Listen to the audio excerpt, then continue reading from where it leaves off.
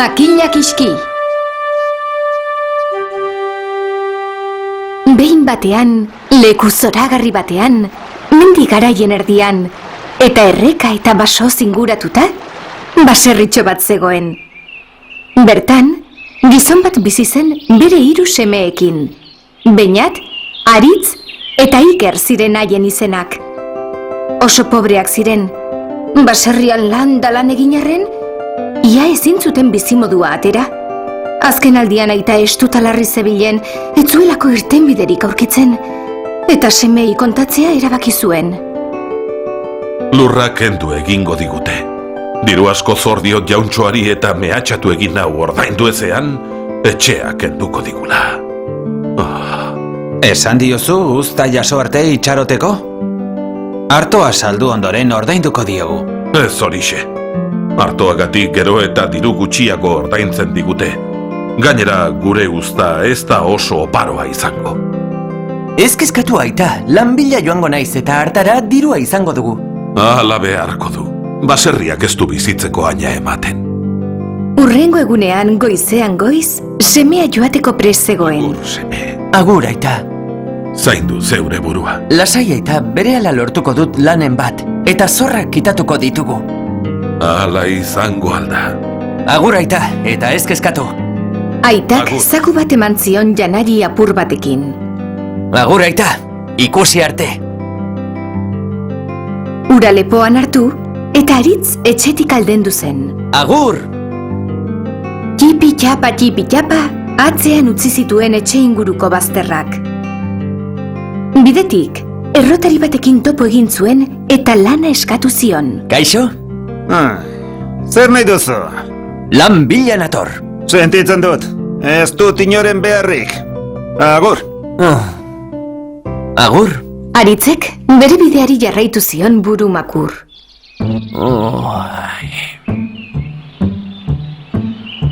Gero arte, aio! Gaua heldu baino lehenxiago, aintzira baten ondotik igaro zen, eta leku ezin aproposagoa iruditu zitzaion, atxeden hartu eta afaltzeko. Izan ere ordurako nekatuta zegoen. Belar artean eseri zen eta ogia jantzuen. Gero logaleak zegoenez, hantxe egin zuen lo.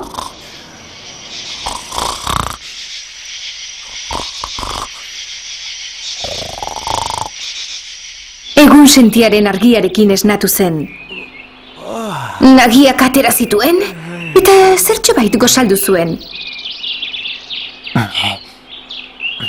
Dena jaso ondoren, alde egiteko prest zegoenean, handik zebilen gizon bat hurbildu zitzaion.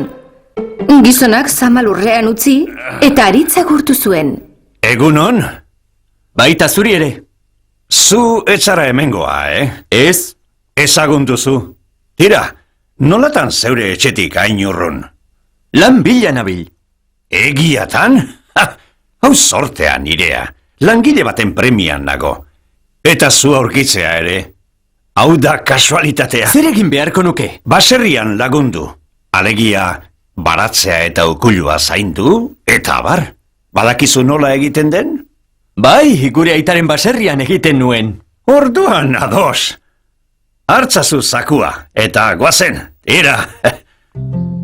Bakoitzak bere zakua bizkarrean hartuta, elkarrekin abiatu ziren. Asko ibili ondoren, Toribioren baserrira heldu ziren. Aia, ze polita! Oso txukuna zen. Toribiok denak garbi zeukan, eta gauza bakoitza bere lekuan. Ondo moldatuko naiz hemen. Gau hartan, Aritzek gustura lo egin zuen ohe txukun batean.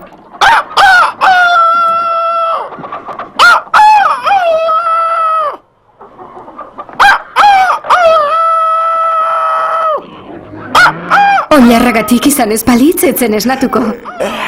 Aritz hain langilea zenez, berehala altxatu zen. Gozaldu eta lanean hasi zen. Behiak eraisten, aitzurraz baratzea lantzen, garia biltzen, egurra biltzen, horrela eman zituen egun asko. Ariketako izbatean, Toribiok onela esan zion arte. Aizu, Aritz. Zer? Etzara zure etxera joango? Bai, gustura joango nintzateke. Ba, lan asko eta ondo egin duzunez gero, asto ederrau oparituko dizut. Asto bat besterik ez? Esker txarreko galanta bai horixe? Egon. Asto honi urrea egin esan eta urrea egingo du. Bai. Toribio burutik jota zegoela pentsatu zuen Aritzek. Nola sinetsi daiteke astoaren ipurditik urrea irten daitekeela? Aritzek gorotza espero zuen jakina, Mira, Aritz, baina ze sorpresa, haren ordez urrea ikusi zuenean. hementxe daukazu froga. Pozak zoratzen onartu zuen oparia. Gero, bere gauza guztiak batu zituen, eta etxera itzultzeko prestatu zen. Agur Toribio, eta eskerrik asko! Ez horregatik, agur ondo joan. Baserriaren kanpoko aldean, agur esan zioten lagunak elkarri. Agur. Agur! Agur, eta ondo ibili. Astoarekin pozik zijoan Aritz, aitaren arazo guztiak konponduko zituen da. Arre astoa! Etorri zen bide beretik itzuli zen. Ira! Eta txipitapa, aintzirara heldu ziren ilundu baino lehenxeago. Baina dagoeneko pobrea etzenez, bertan lo egin beharrean, gaua ostatu batean ematea erabaki zuen. Gaua hemen pasa nahi nuke. Gordeko zenidake astoa ukuiluan? Ostalariak goitik bera begiratu zien, norrote zen mutiko ura, eta zergatik zaintzen zuen hainondo astoa? Lasai, ni arduratuko naiz. Gauza bat, ez esan astoari urrea egin, ados? Ostalariak ez zuen ezer ulertzen, eta astoak kaka egingo zuelakoan sudurra estali zuen. Nene bada. Haren harridura urrea ikusi zuenean. Baina zertzen ura? Ez zuen sekula alakorik ikusi. Aho zabalik, guztiz harrituta zegoen. Harrituta eta pozik, izan ere astoa egundoko mahuka baitzen. Lasai, ni arduratuko naiz. Ederki, Aritzek astoari musu bat eman eta ostatura sartu zen. Gabon. Pello astoarekin bakarrik geratu zen. Hauxe aukera paregabea, pentsatu zuen. Asto honek aberastu egingo nau. Urrea egin esan, eta astoa urrea egiten hasi zen. Tira astoa, urrea egin.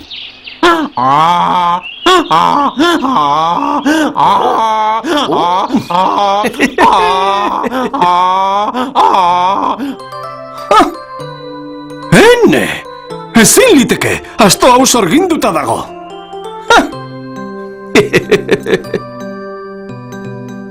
Aritzek gozo lo egin zuen gau hartan. Hala ere, goizean goiz esnatu zen, etxeko astoa erakusteko gogo handia baitzuen. Bapo gozaldu ondoren, astoa hartu zuen, Egunon, astotxo. eta etxeran zabiatu zen lasai asko. Agur. Etzen aldaketazo hartu. Etxera heldu eta astoa erakutsi zien aitari eta anaiei. Aita, begira zer egiten duen asto honek. Urrea egin! Baina astoak gorotz handi bat besterik ez zuen egin. Haze atxa! Atzo urrea egin zuen. Zer gertatu da? Seme, badirudi astoa aldatu egin dizutela edo adarra jo dizutela. Ostalari madarikatua! Haua morrua! Harrapatzen badut! Ostalaria pozik zegoen lapurtutako astoarekin aberatsa izango zelako. Ai, ene, zer egingo dugu orain. Aritzen aita berriz oso kezkatuta zegoen. Nola konponduko zuen arazoa? Hau ez beharra. Nondik aterako dugu dirua? Bigarren semeak, Beñatek, ezin zuen aita horren kezkatuta ikusi. Lasai, aita. Eta lasaitzeko, etxetik kanpo lana bilatzea erabaki zuen berak ere. Aita, ez kezkatu diruagatik, ni joango naiz lan bila. Hurrengo goizean, etxetik aldegin zuen Beñatek. Lana bilatu behar zuela, besterik ez zuen buruan. Lana bilatu behar dut. Lana bilatu behar dut. Txipi-txapa, bide luzea egin zuen, halako batean, errotariarekin topo egin arte. Kaixo, Kaixo, zer nahi duzu? lan bila nator. Sentitzen dut. Ez dut inoren beharrik. Agur. Agur. Burumakur, Beñatek bere bideari jarraitu zion. Aintziraren ondotik igaro zen, eta leku ezin hobea iruditu zitzaion gelditu eta afaltzeko. Eseri eta ogia jantzuen. Gero logura zenez, bertan egin zuen lo.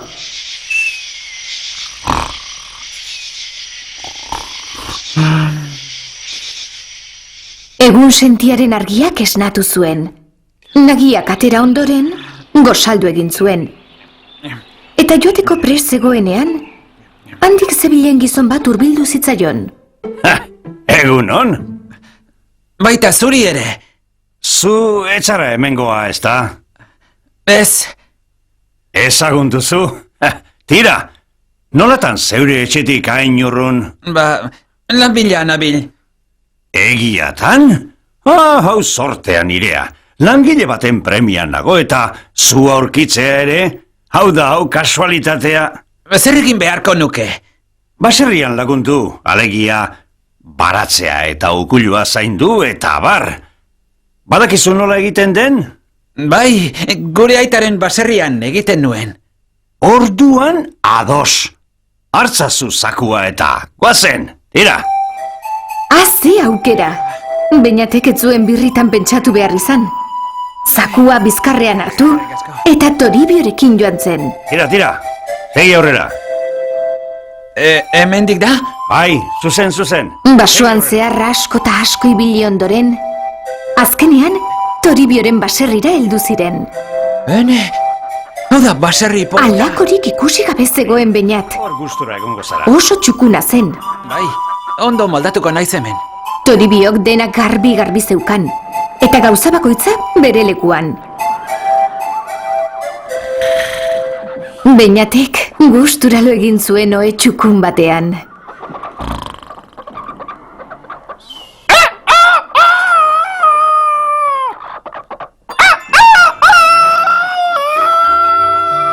Oilarragatik izan ez palitz, etzen esnatuko. Beñat oso langilea zenez, berehala altxatu zen.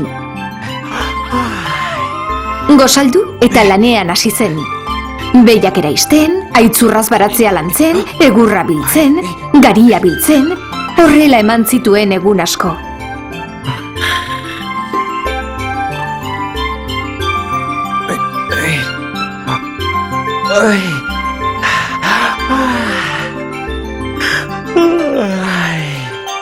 Eta goiz batean, Toribiok onela esan zion. Beñat, Jauna? zer? Etzara zeure etxera joango? Bai, gustura joango nintzateke. Lan asko eta ondo egin duzun ezkero? Mai hau oparituko dizut. Beñatek ez zuen eskertxarrekoa izan nahi, baina maia gutxi iruditu zitzaion. Mai bat? Besterik ez? Esker txarreko galanta, bai horixe. Egon. Mai honi prestatu janaria esan, eta janaria prestatuko dizu. Ea, prestatu janaria. Esan eta gertatu. Maiaren gainean, janari gozo-gozoak agertu ziren. Ura Beñaten poza.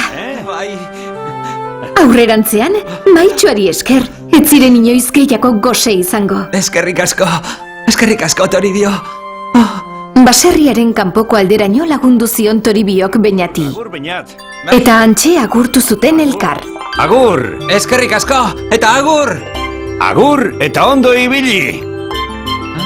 Beñat oso pozik zijoan etxerantz bere maitxuarekin. Baina oso bide luzea zen.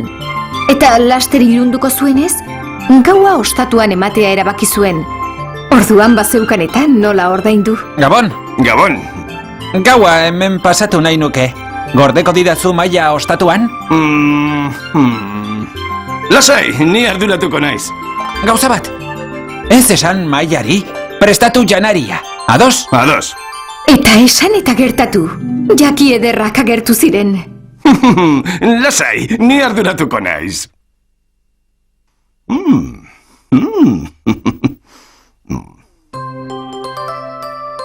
Beñat, ohera joan zen. Gabon. Gabon? Ostalariak berriz, gau osoa eman zuen Maiari prestatu janaria esan da esan. Eta Maiak, era guztietako janariak eman zizkion behin da berriro. Prestatu janaria! Jakina, ura ikusita, ostalariak beretzat nahi zuen Maia. Ene, ezin liteke, Maia sorginduta dago.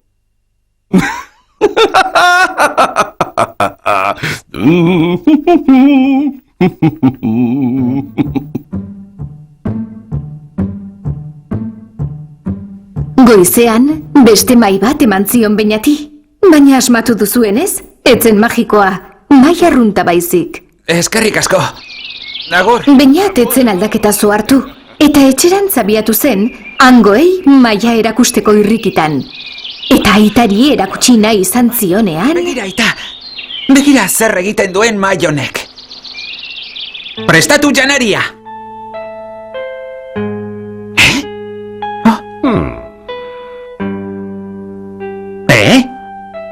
Atzo janaria prestatu zuen. Ze gertatu da? Seme, badirudi Maia aldatu egin dizutela, edo adarra jo dizutela zuri ere? Ostalari madarikatua! Hau amorrua! Harrapatzen badut! Ostalaria oso pozik zegoen. Beñaten aita berriz, gero eta kezkatuago. Nola lortuko zuen behar zuen dirua. Aita horren estu ikustean, Ikerrek, hirugarren semeak, honela esan zion. Aita, ez kezkatu diruagatik. Ni joango naiz lan bila. Hurrengo egunean, goizean goiz, Iker joateko prest zegoen. Agur, seme. Agur, aita. Kontu zibili eta ondo izan? Bai, lasai. Aitak, zaku bat eman zion janari apur batekin. Ene. Agur. Agur, aita. Eta ez kezkatu, Agur, seme. Eta bideari ekin zion. Baso eta mendietan zehar aurrera jo zuen Ikerrek. Harik eta bidean, errotari batekin topo egin zuen arte. Aizu, jauna. Zer? Lana eskatu zion errotariari. Egunon. Egunon. Zer nahi duzu? Lan bila nator. Sentitzen dut, ez dut inoren beharrik. Agur. Tira ba, ezpadago aurrera jarraitu behar. Eta Ikerrek bideari jarraitu zion.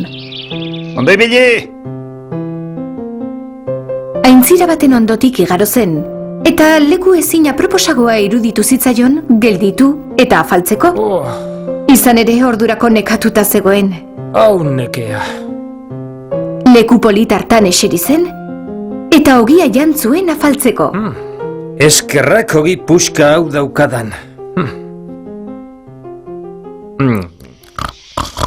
Gero, lokaleak zegoenez, antxe egin zuen lo.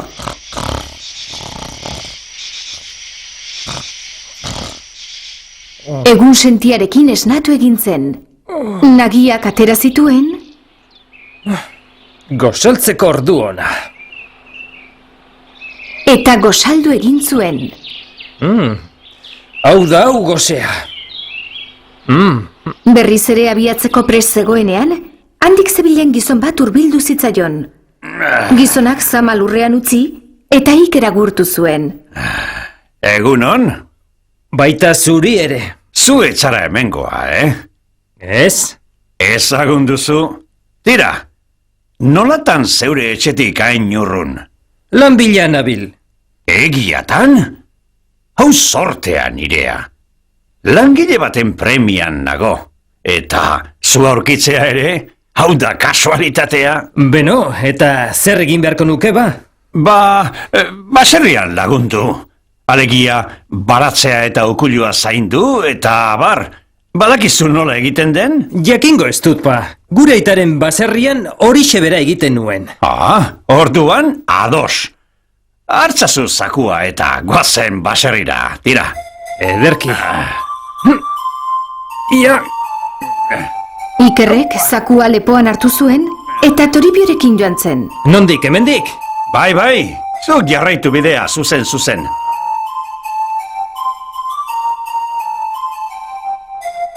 Toribioren baserrira heldu zenean, Ikerri oso baserri ikusgarria iruditu zitzaion. Hau baserri ederra duzuna. Bai, Txukuna eta ondo zainduta. hemen ondo moldatuko zara. Bai horixe. Neka eginda zegoen eta ohera joan zen, hurrengo egunean lanean hasteko.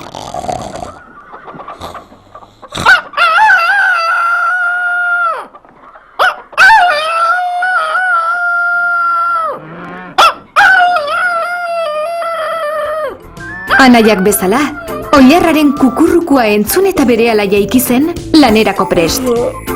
Non dago? Bai. Lana erruz egin zuen egun askotan behiak eraisten, egurra txikitzen, garia biltzen.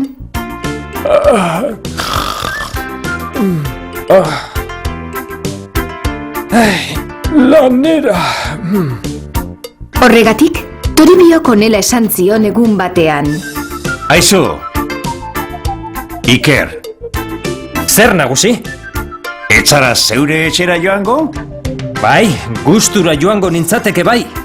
Ba, lan asko eta ondo egin duzunezkero, makilau oparituko dizut. Makila bat besterik ez? Esker txarreko galanta bai horixe. Egon. Makila honi, makila kiski esan, eta dena jotzen hasiko da, ikusiko duzu. Esan eta gertatu, makila jotzen hasi zen.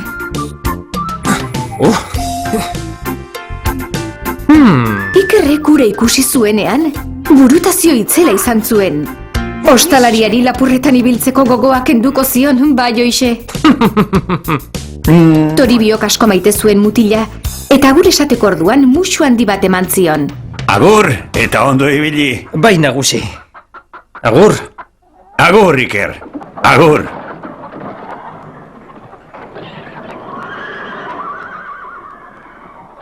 Iker bitan pentsatu gabe, ostaturantz abiatu zen. Ze eskarmentua hartuko zuen ostalari lapurrark. Orain ikusiko du horrek. Ostalariak urrutitik ikusi zuen, eta zain zegoen. Kaixo, gaua hemen pasatu nahi nuke. Gordeko zenidake makila ostatuan?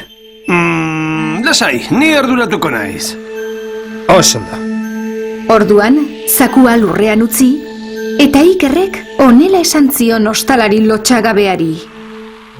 Gauza bat, ez esan makilari makilak iski, ados? Ados, bai. Iker oso argia zen, eta makilari indar handiz eutsi zion, ostalaria makilaren ahalmenaz ez konturatzeko. Lasai, ni arduratuko naiz. Mutikoa ohera joan zen, eta ostalaria antxe geratu zen makilari begira, haren ahalmen magikoak zein ziren asmatu nahian. Makila kiski! Ai! Makilak iski esan, eta makilak egundoko astinaldia eman zion. Au! Ai! Haze oiuak egin zituen ostalariak. Geldi! Ai, lagundu! Lagundu! Ai! Geldiarazi! Gelditu arren! Mesedez! Ai! Ui! Ai! Mesedez! Geldiarazi! Lagundu! Lehendabizi astoa eta maia itzuli behar dizkidazu. Bai! Oraintxe bertan! Baina saiuzu makilari! Ostalariak dena itzuli zion Ikerri. Eta orduan, etxera abiatu zen pozarren. Aita! Aritz! Beñat! Ene! Aita eta anaien poza, Ikerrek dena zekarrela ikusi zutenean. Lortu egin du antza! Aita! Aritz! Beñat, begira! Begira, dena berreskuratu dut! Ene! Barre algaraka hasi ziren. Aita! Zer modu zaude? Itzuli egin zara. Oso ondo egin zuen. Ostalariari eskarmentu ederra eman baitzion. Astotxo maitea! Ai, berriro... Antxe amaitu ziren euren arazo guztiak. Eta arrezkero, zoriontsu bizi izan ziren.